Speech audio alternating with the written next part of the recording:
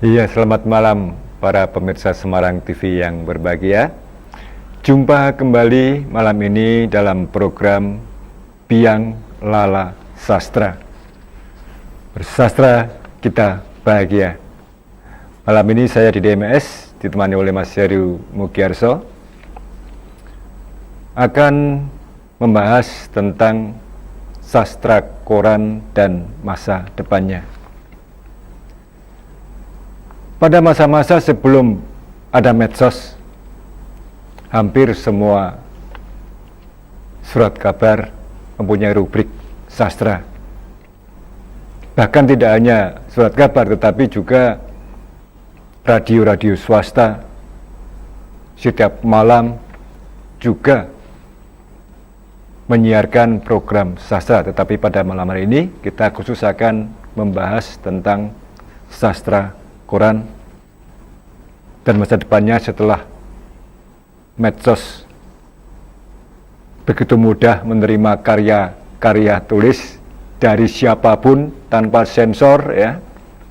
Sedangkan melalui koran harus melalui sensor pimpinan rubrik atau pimpinan pimpinan rubrik sastranya.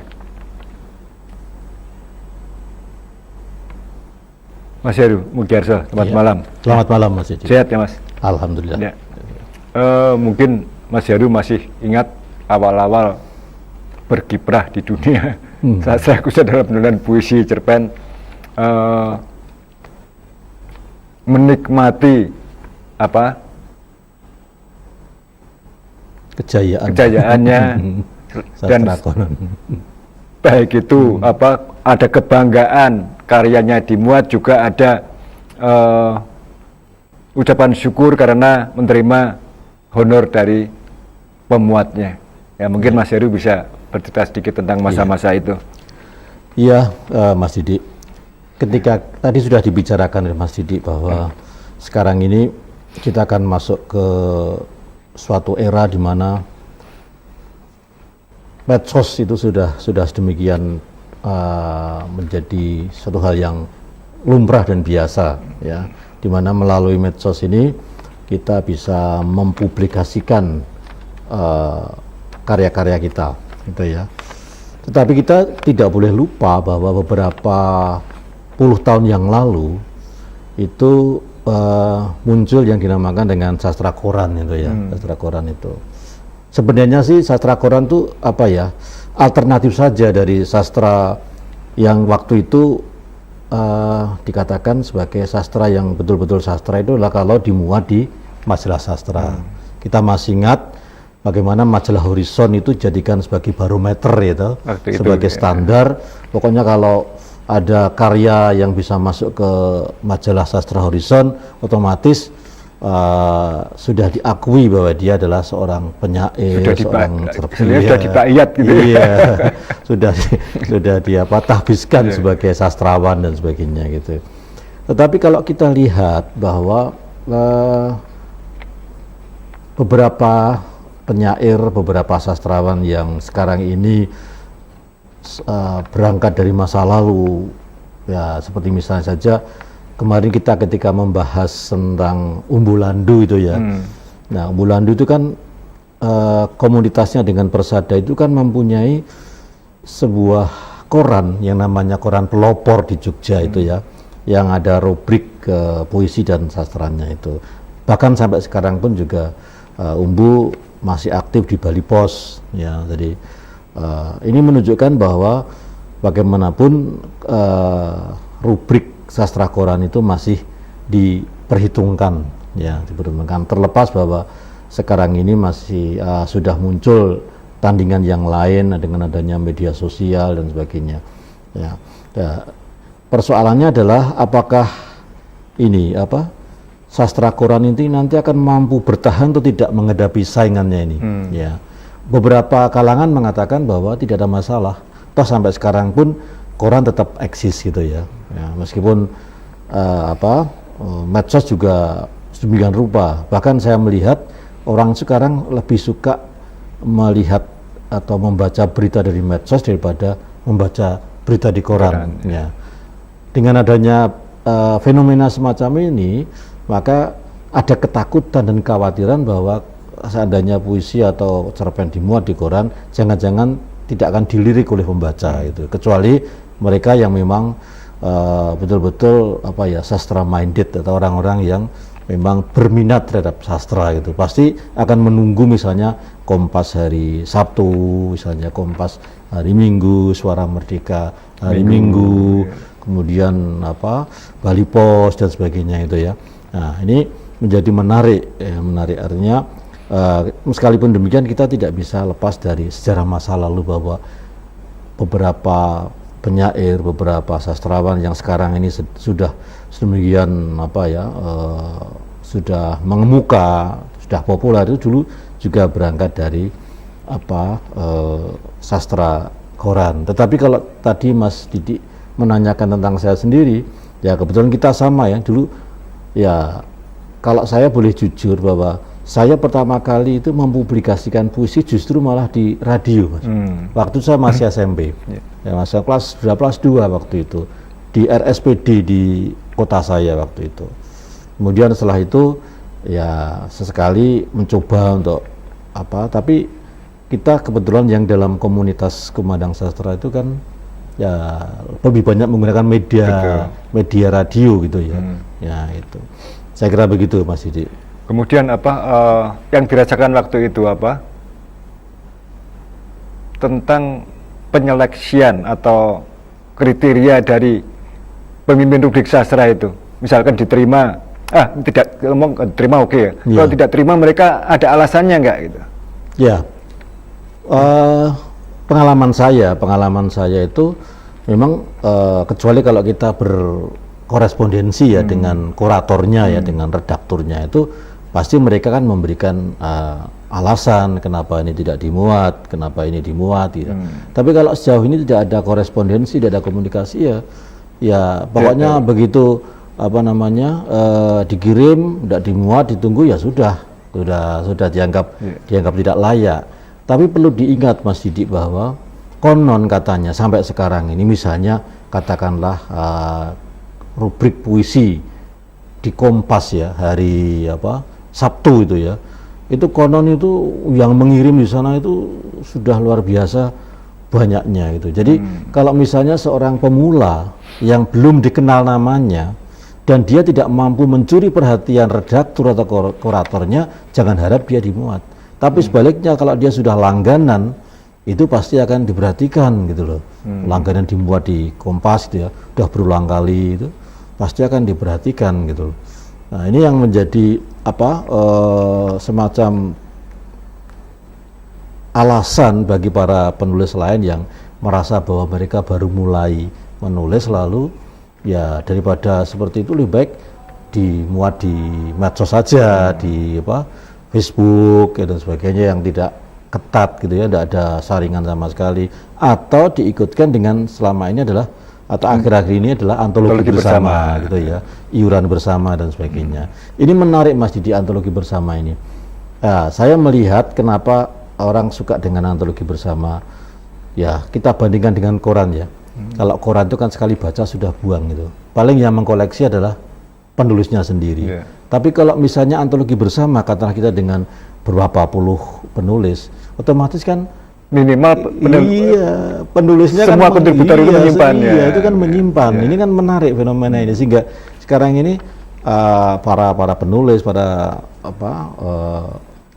pengarang itu lebih suka seperti itu, karena ya tadi kalau di koran memang kelihatannya memang masih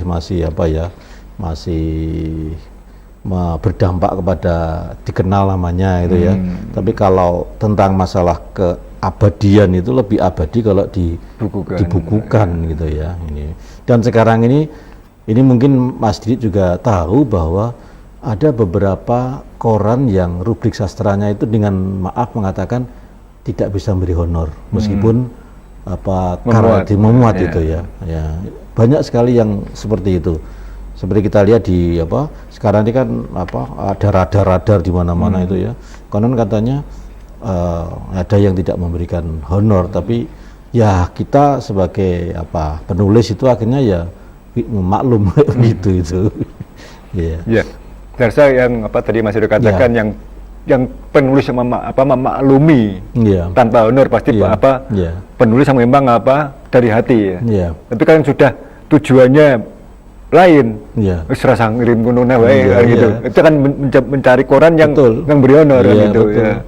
Memang kalau masalah honor tentu mereka yang orientasinya pada bahwa saya berkarya dan berhak mendapat imbalan, ya mereka tentu mengirimkan ke koran-koran seperti Kompas gitu ya, seperti bahkan Suara Merdeka pun juga sekarang tidak begitu.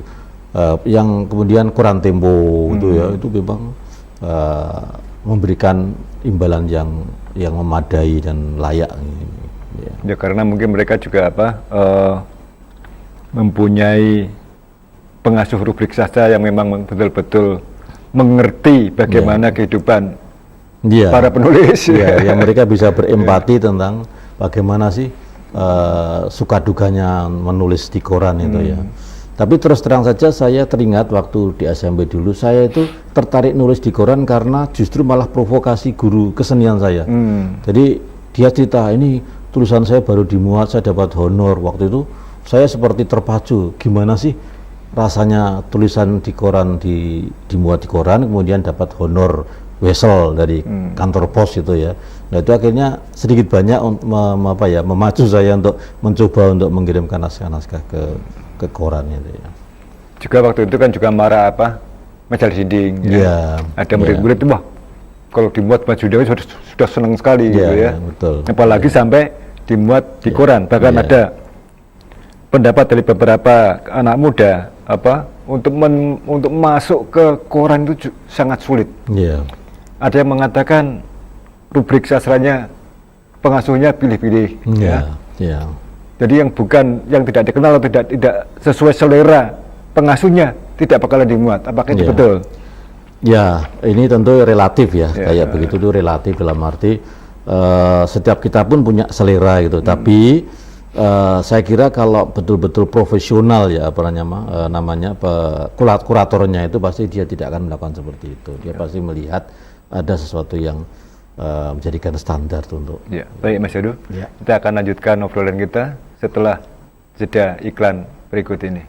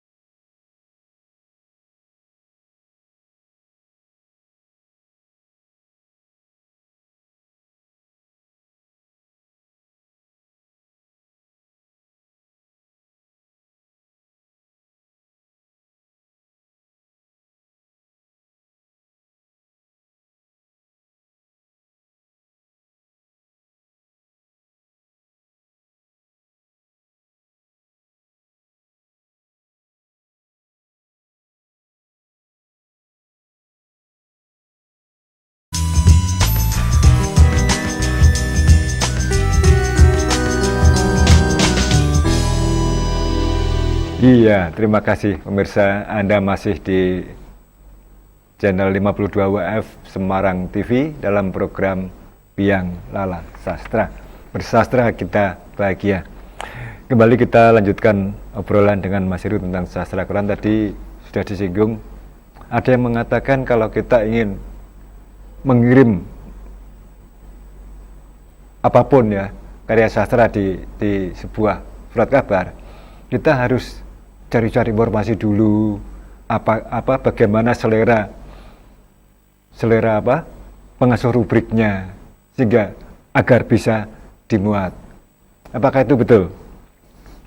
Ya begini Mas Yudi, yaitu ada memang suara-suara semacam itu, ya, suara semacam itu. Tapi kembali kepada kita ya sebagai penulis, apa sih tujuan kita menulis itu ya?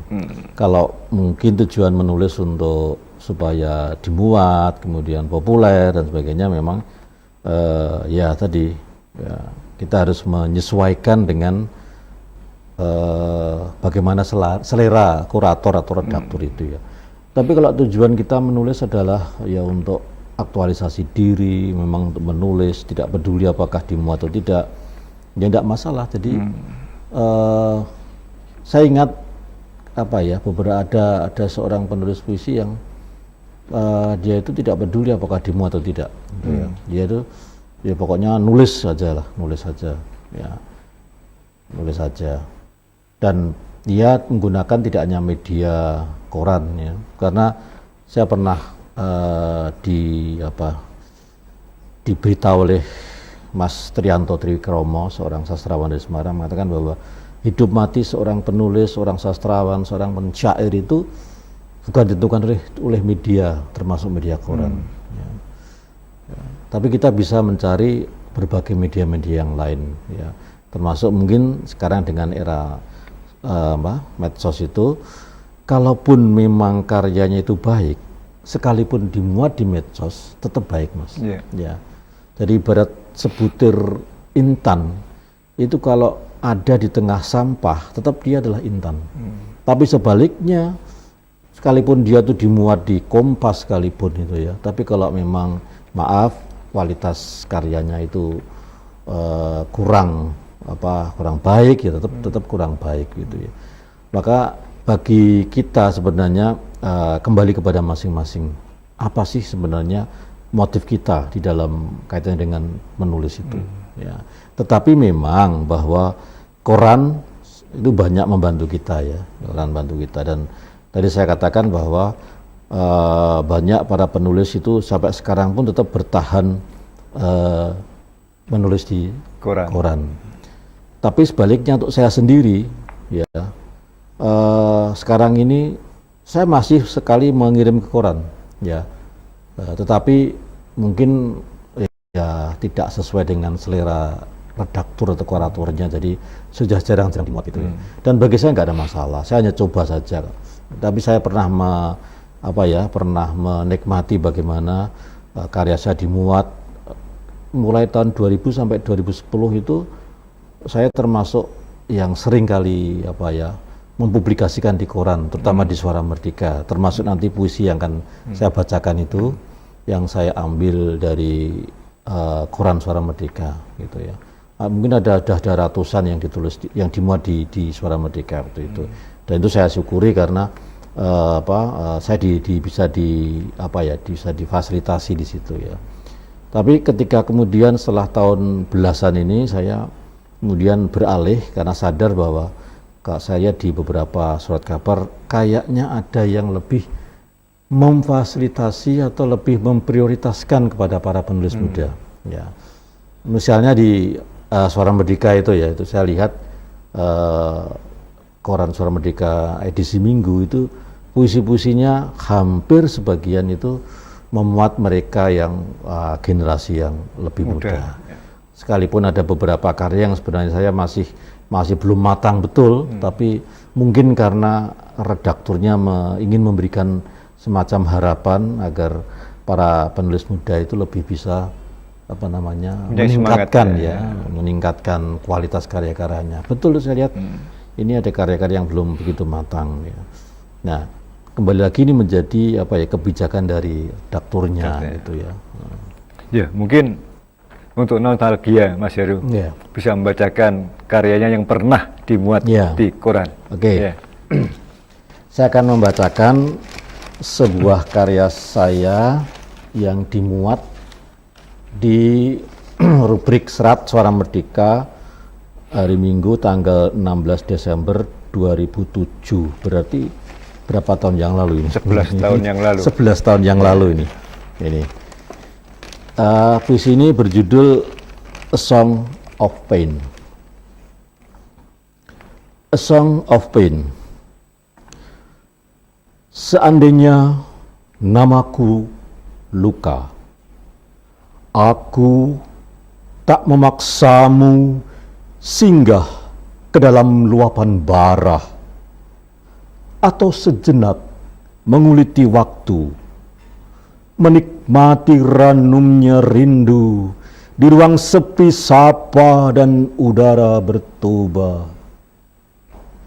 Aku hanya ingin menitipkan perih pada sungai-sungai nanah, menyuaratkan aforisma yang tak terucap, dan membangun kuil-kuil diam sembari menggenggam api dalam sekam. Matamu adalah jendela, tempat aku mengulurkan seutas leherku, mencari halaman puisi yang pernah tertoreh, lalu kau hanyutkan ke malam-malam purnama. Ketika tak ada yang lebih indah dari debar asmara. Tapi aku luka bukan, seringaimu lebih bengis dari karnaval peri lautan. Semarang 2007. Ya. Song of Pain, Ya. nyanyian perih. Ya. Ya. Mungkin Mas Heru masih ingat inspirasinya Iya. dari mana waktu Iya. itu. Karena kan ada yang mengatakan bahwa puisi ditulis Iya. ya untuk saat itu. Iya, Betul lah. betul. Mungkin barangkali Mas Heru Iya, masih iya. ingat. Ya. Ya, ini 11 tahun yang lalu ya Mas ini. 11 tahun yang lalu. Jadi ketika menulis ini memang saya terinspirasi keperihan gitu ya, keperihan. Ya. Entah keperihan apa, tapi yang jelas ketika itu batin saya dalam keadaan yang penuh dengan apa, keperihan, kepedihan, luka. Ya. Kemudian untuk mengekspresikan itu, ya saya tulis saja. Ya. Bagaimana bahwa luka itu sekalipun perih, ya, tetap dia itu memberikan suatu makna-makna tersendiri, ya. Dan makna itu tentu bisa dilihat dari berbagai sudut pandang, ya. Ada yang mengatakan bahwa sekalipun perih itu juga bisa nikmat, ya. Sekalipun perih itu juga merupakan sesuatu yang menjadi titik tolak dari suatu pertumbuhan. Ya. Misalnya tubuh kita mengalami suatu, atau misalnya begini, karena suatu hal tubuh kita itu harus dipotong atau diamputasi, ya, kan perih, diamputasi itu. Tapi itu kan demi untuk menyelamatkan anggota tubuh yang lain. Sebab kalau dia tidak dipotong, tidak diamputasi, maka kemungkinan maut akan mengancam. Jadi perih itu sebenarnya bisa dilihat dari berbagai sudut. Bagi seorang yang merasa bahwa dengan perih itu menderita, ya sudah. Ya. Tapi kalau melihat perih itu sebagai suatu obat, sebagai suatu semacam untuk penyembuh, ya maka dinikmati perih itu. Ya. Kan mungkin ada satu kata tadi aforisme, mungkin jarang didengar. Mungkin aforisme itu kan semacam kata-kata bijaksana, kata-kata bijak ya, aforisme itu. Ya kalau sekarang itu quote apa itu? Ya semacam kata-kata arif bijak gitu ya. Gitu. Nah maka di sini saya kaitkan antara perih itu dengan dengan tadi sudut tinjauan yang berbeda. Kalau orang merasakan perih itu sebagai penderitaan, tapi perih itu sebenarnya juga merupakan suatu obat ya, agar kita itu bisa sembuh gitu. Ya. Bisa juga diartikan mungkin kalau kita menggali sumur ya. Ya. Tambah dalam ada kita kejatuhan kerikil, sakit. Ya. Tetapi tujuannya agar kita dapat air. Betul. Gitu ya, ya. Betul. Iya, jadi keperihan itu kadang-kadang dirasakan sebagai suatu untuk semangat ya, untuk membangkitkan semangat kita gitu. Juga ada yang mempunyai dapat begini siapa. Jadi kalau pas nanja itu merasa senang. Iya. Karena apa? Sebentar lagi kan turun. Iya. Kemudian lepas turun, merasa sedih. Waduh, belum nanja benar. Jadi semuanya tergantung bagaimana kita menyikapinya. Dan gitu ya. Banyak riwayat orang-orang sukses kan bermula dari perih. Ya. Waktu kecil makan aja kadang-kadang sehari 2 kali, itu 1 kali. Tapi sekarang dia justru bisa memetik dari keperihan itu kan. Ya. Atau misalnya pisau itu tajam kan melalui suatu proses, pembakaran, tempaan, dan itu kalau kita lihat dari perspektif umum jelas itu suatu perih itu ya. Perih sekali itu, penderitaan itu. Tapi itu akhirnya bisa menghasilkan suatu pisau yang tajam dan sebagainya. Dan itu tentu juga harus dirawat. Ya, betul, harus diasah gitu ya. Baik pemirsa, obrolan akan kami lanjutkan setelah jeda iklan berikut ini.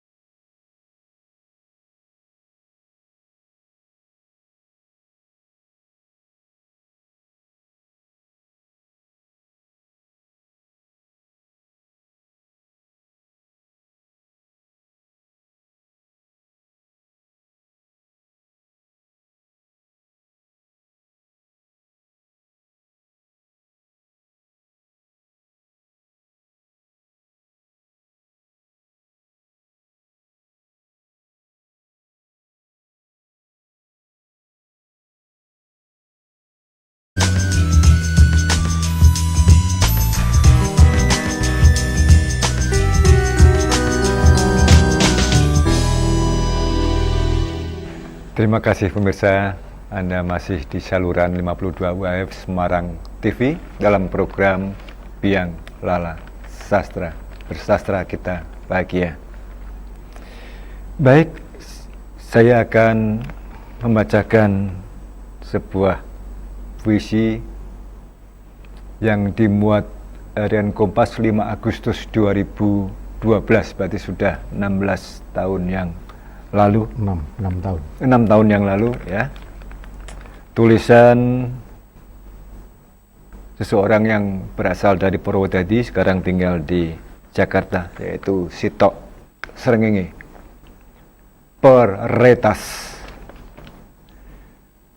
Seumpama pagi kita pun lekas pergi. Sebagai sore kita segera sampai. Dari dan ke pangkuan kelam, di mana kita jadi penelusur gua gelita, meraba, menasfir gema cinta, terpisah dari yang selain desah.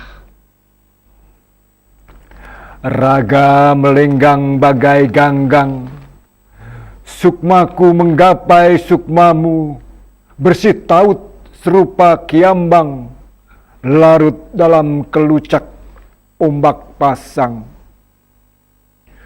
Kulumur landai lampingmu sampai pasir menyerpih, ku dentur-dentur ceruk curammu hingga berbuih, hingga kau aku terhempas, terlepas di altar tarikh. Peramlah separuh perih sampai kau lihat rakit, dinakodai cahaya fajar pertama dari kaki langit. Selebihnya, biar ku semat di jantungku betapapun sakit. Sebab selagi selat susut semata kaki, kita akan mulai saling mencari dipandu denyut nadi. Ku harap kita akan bersua di sebuah bukit bening yang menyimpan mata air bening, di mana letih terbaring. Seluruh duka pulih seiring kita pandai segala yang asing. Dan di tanah yang tabah itu hidup akan tumbuh. Kau bagian dariku, aku bagian darimu, dua jiwa satu tubuh, senantiasa saling butuh. Tanpa yang lain kita tak penuh, tak utuh. Mas Heru, Ya. bagaimana mungkin memberi pandangan sedikit tentang puisi Peritas karya Sitok Srengenge ini? Iya. Secara sepintas ya, saya mendengar apa yang tadi dibacakan oleh Mas Didi. Puisi karya Sitok Srengenge ini dia sangat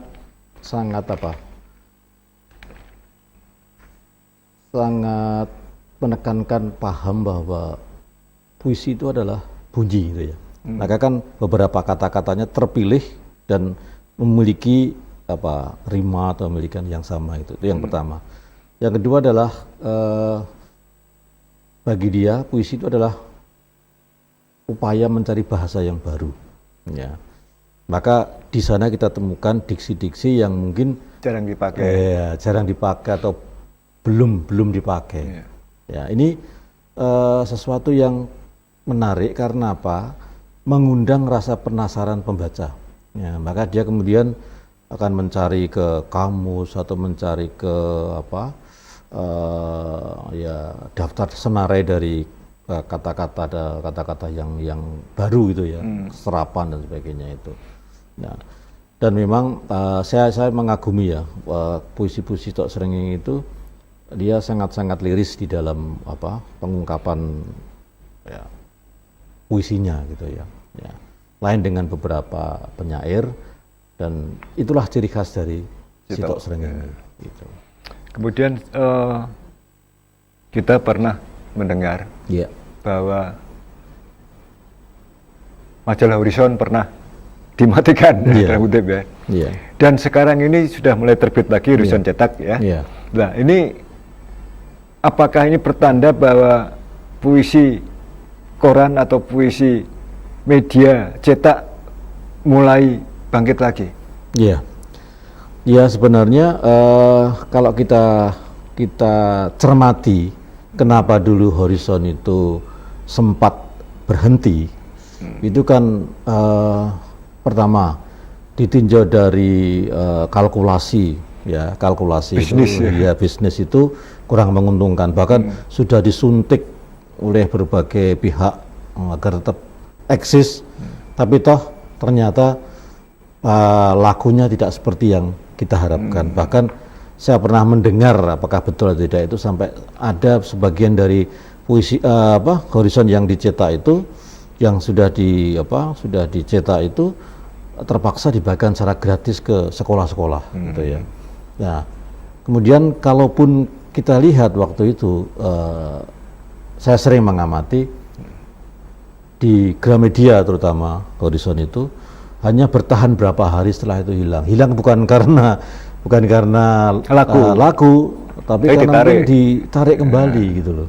Kan memang ya saya amati sendiri orang jarang menyentuh majalah Horizon waktu itu. Padahal sebenarnya ini merupakan majalah sastra yang kita akui, memiliki nilai-nilai sejarah yang sangat menentukan juga terhadap perkembangan sastra kita. Ya. Nah, begini ini Mas Didi, dengan terbitnya Horizon lagi itu satu sisi memang menggembirakan karena kita punya majalah sastra, karena tadi ya kita bicara sastra koran itu kan seringkali agak dipertentangkan dengan majalah sastra ya, karena majalah sastra dianggap lebih lebih bonafit, ya, lebih elit gitu kan. Lebih elit, lebih prestis gitu ya, sementara sastra koran itu ya seperti itu gitu ya. Nah, tetapi perlu diingat bahwa sekarang ini para penulis itu secara kuantitatif itu banyak sekali. Ya. Mereka banyak, tetapi media majalah sastra itu bisa dihitung. Ataupun kalau ada, biasanya bertahan sekian lama, kemudian akhirnya hilang lagi karena susah untuk mempertahankan itu karena ya tadi kalkulasi bisnis dan sebagainya gitu. Nah,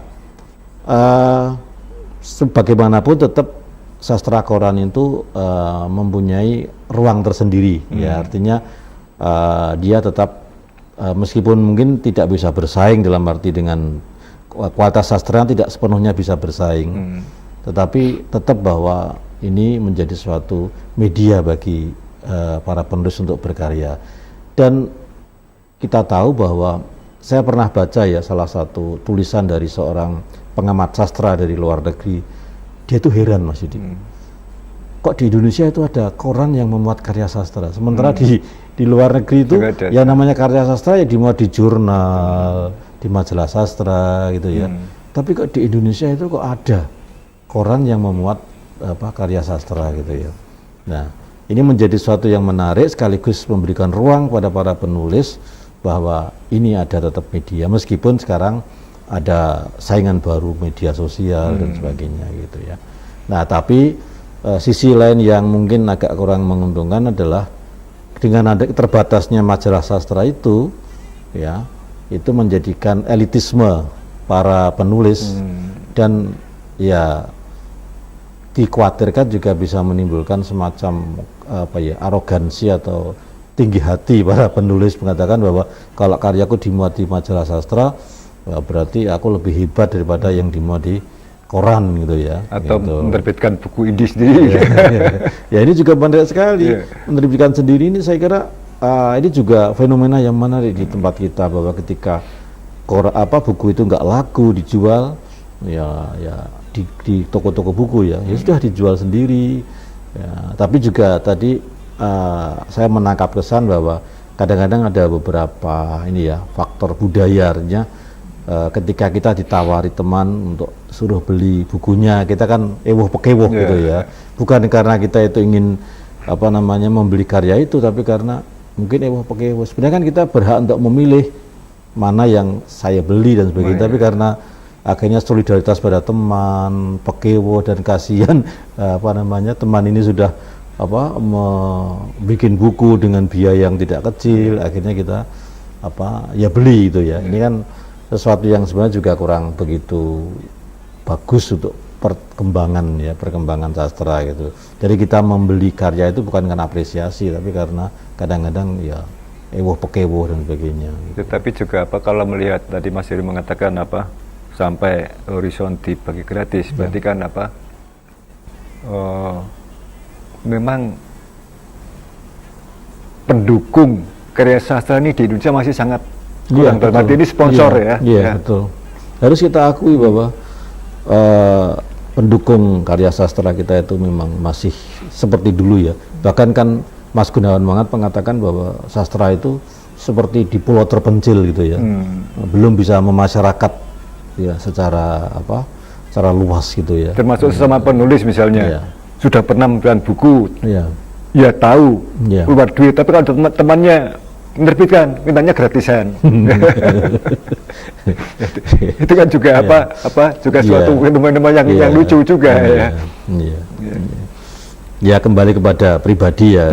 Kalau misalnya saja memang ya kebetulan si teman ini pertama dia memang hidupnya dari sastra. Ya baik, nanti kita lanjutkan lagi dengan tentunya ada pembacaan beberapa puisi lagi setelah jeda iklan berikut ini.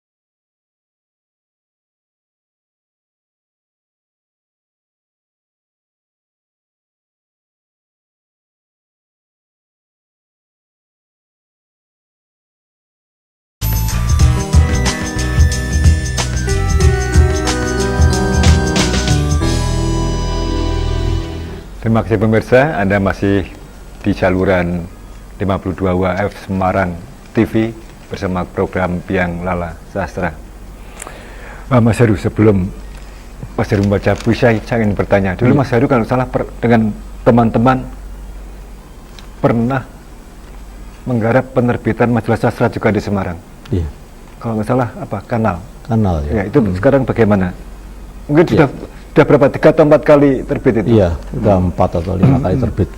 Ya, sementara saya mungkin non aktif gitu ya, non aktif. Tapi sepertinya masih jalan meskipun tidak frekuensinya seperti dulu gitu ya. Ya, karena memang ini berbagi pengalaman Mas Didi, bahwa untuk pemasaran itu memang mengalami permasalahan. Kalau untuk naskah ada beberapa teman yang masih rela dimuat karyanya tanpa honor, hanya diberi bukti pemoton. Ini kan sesuatu yang menurut saya agak memprihatinkan gitu ya. Sementara kita seakan-akan tidak menghargai karya gitu ya, meskipun ya barang berapa rupiah pun mestinya dihargai gitu ya. Tapi memang kenyataannya seperti itu ya. Nah, ketika tadi saya bicara bahwa sastra koran sekarang ini ada beberapa media koran yang bahkan terus terang mengatakan tidak membayar honor itu. Padahal sementara kan koran itu sangat-sangat mungkin untuk mendapatkan iklan dan sebagainya gitu ya. Nah, ini kan sesuatu yang sebenarnya perlu dipertanyakan juga.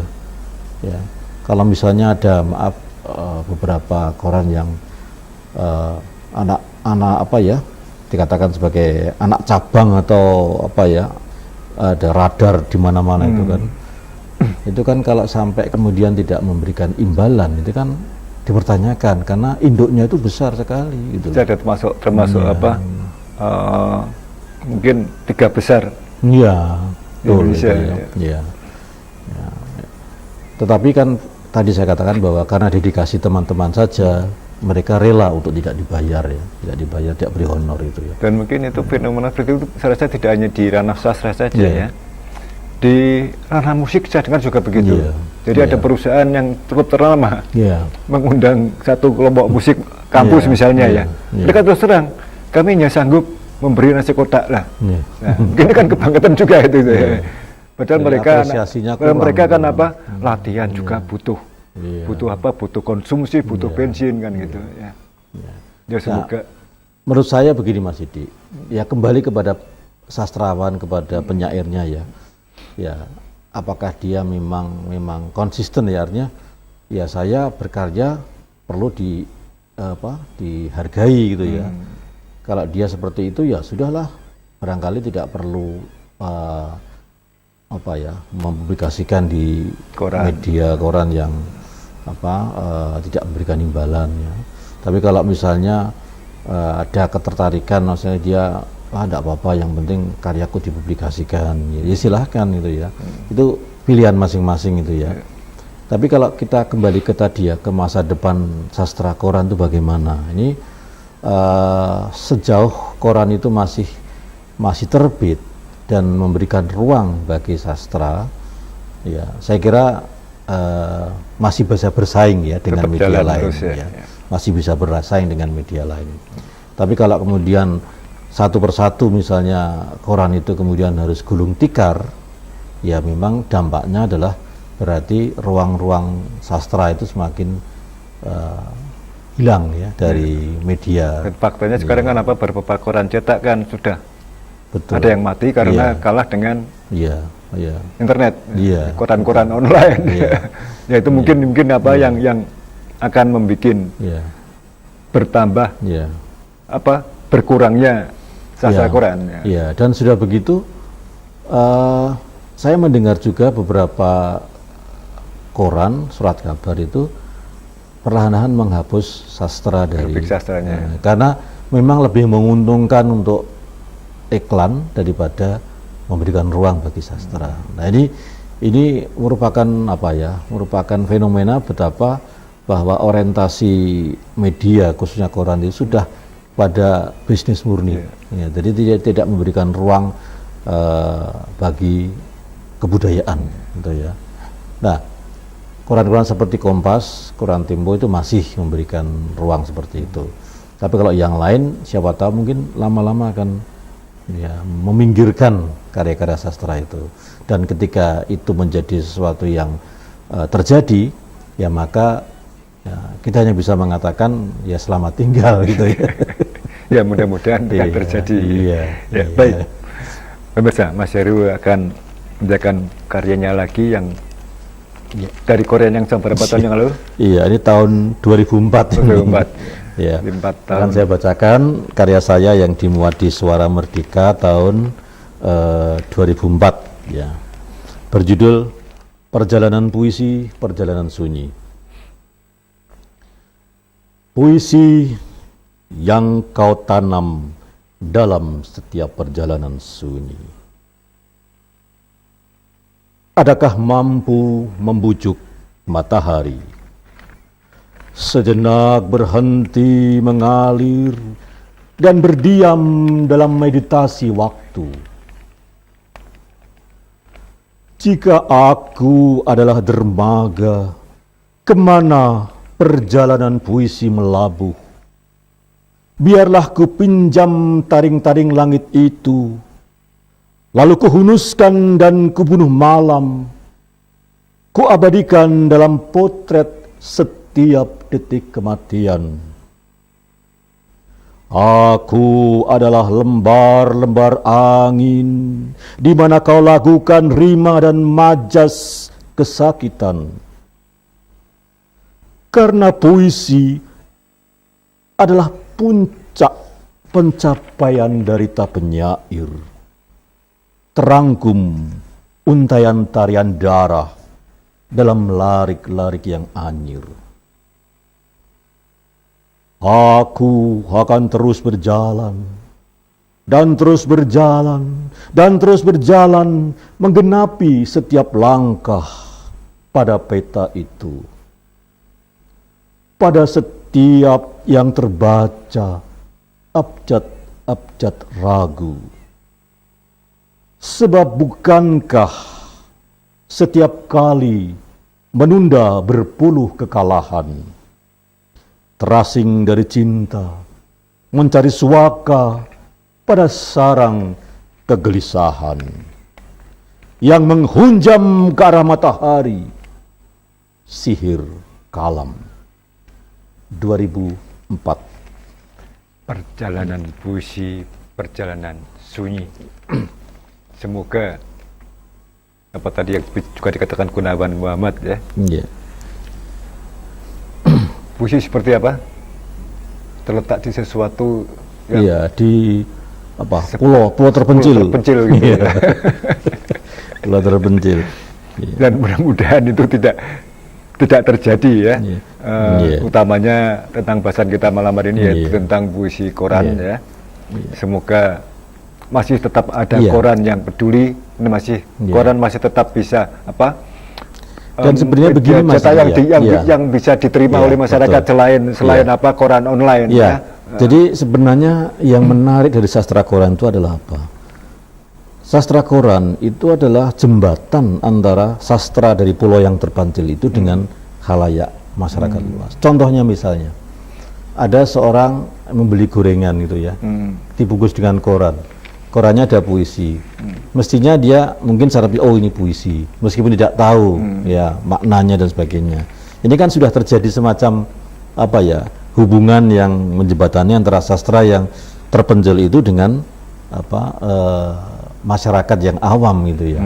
Cuma ya tadi memang biasanya kalau puisi-puisi yang mudah dipahami itu mungkin lebih mudah untuk dibaca dan dicerna daripada puisi-puisi yang memang sangat-sangat personal gitu ya. Ya, baik pemirsa. Mungkin kalau kita akan bicara itu tidak akan cukup membahas tentang sastra koran ini, tetapi tentunya harapan kita media cetak yang namanya koran tetap dinikmati atau disukai oleh khalayak selain media online yang sekarang semakin merebak. Tentunya semuanya membutuhkan dukungan Anda para pecinta sastra agar sastra koran tetap hidup. Demikian pula sastra di media cetak lain, khususnya buku-buku khusus yang menulis atau memuat tentang karya sastra. Semoga dan terima kasih atas perhatian Anda. Kita akan jumpa minggu depan dalam tema yang berbeda, tetapi sebelumnya saya ingin membacakan puisi sebelum perpisahan kita malam ini, masih karya Sitok Srengenge yang dimuat di Kompas Minggu 5 Agustus 2012. Peladang. Minggu menunggu kuncup cintaku menjigrah jingga, bagai bunga angsoka di halaman putih sang kekasih. Senin, senantiasa tanganku terulur serupa pohon nyiur, menjinjing tempayan berisi sari kasihku sesuci susu. Selasa, selalu lamunanku menjulur seperti sulur ubi, tekun mengukir kesiur kenang tentangmu di jalur nadi. Rabu, rabuku bergetar, Sesamar cahaya di marwah merah, menggambar gairah, meruap harap dengan cinta merona. Kamis Kambojalah, aku putih, lembut, semburat ungu. Hirup harumku sebagai penangkal kalut kalbumu. Jumat, jumpai aku si pucuk buluh membelai bulan subuh. Gugat menggurat gurit rindu dendam sampai sembilu lebam. Sabtu, sabar, sekalem kalamu, setabah benih berubah buah. Sadar hidup hanya jeda sebelum jiwaku tumbuh, kau rengguh. Sito Srengenge.